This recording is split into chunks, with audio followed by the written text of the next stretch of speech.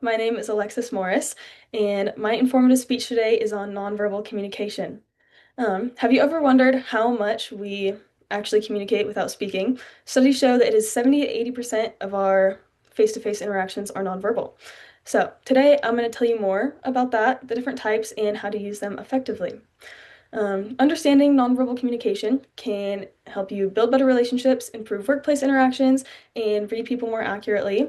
It has also been shown that improving your nonverbal communication can improve how you feel about yourself because it affects how others perceive you, thus improving your self-esteem if these perceptions are good. So first, let's define what nonverbal communication is. So, it is the process of sending messages without using words. It is gestures, facial expressions, posture, tone of voice, and proxemics, eye contact, and physical appearance.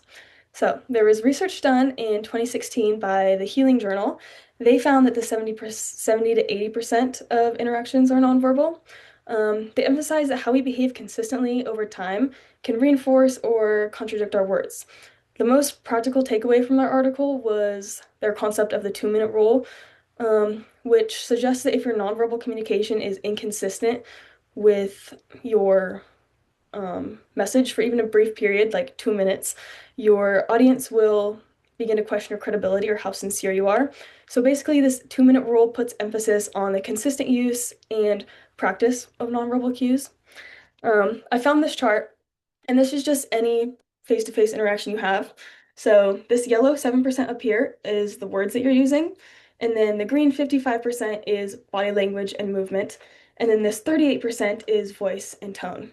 So, um, now that we understand what nonverbal communication is and how important it is, let's explore the different types and how they function. So we have body movements, so posture, gestures, fidgeting, facial expressions, illustrating words, or talking with your hands. This can convey emotions and confidence. And then we have voice, so paralanguage, tone, rate, pitch, and disfluencies like uh-huh or mm-mm. This affects credibility and also confidence. And then we have appearance, so clothing, grooming, body art like tattoos, piercings, hair color. This mostly influences first impressions and social perceptions. And then we have touch. Um, touch can present, um, touch can, guys, touch depends on the situation. So it can persuade, enhance satisfaction, or harm, depending on the appropriateness of your audience. And then space. So distance, territoriality, environment, and time shape how messages are sent and received. So understanding these different types is essential, but now let's see how to use them effectively. So we have body movement, so maintaining good posture, nodding your head, relaxed shoulders, avoiding fidgeting, maintaining eye contact, smiling when appropriate, keeping open body language, so such as this. So you're turned towards the person, you're listening, you're maintaining eye contact. That shows that you're interested and you care about what the person is saying, as opposed to this. These people are turned away from each other. They don't really care about what the other person is saying, they're just interested. So even turning your feet away from the person can show that you're not interested, you don't care about what they're saying. So then we have voice. So speaking loud enough, avoiding disfluencies, using appropriate tone and pace for your audience. Um, and then touch.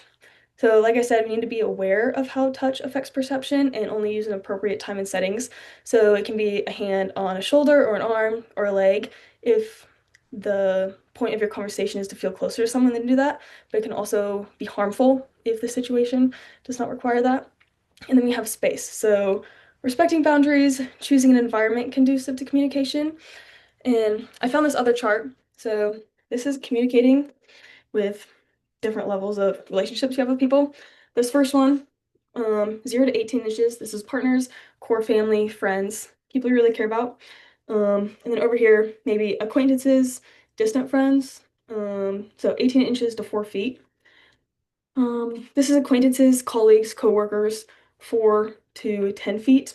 And then public space, people you don't know, passerbyers, strangers, 10 plus feet. Um, and then time. Time is valuable. If you respect other people's time, show up, they will appreciate that.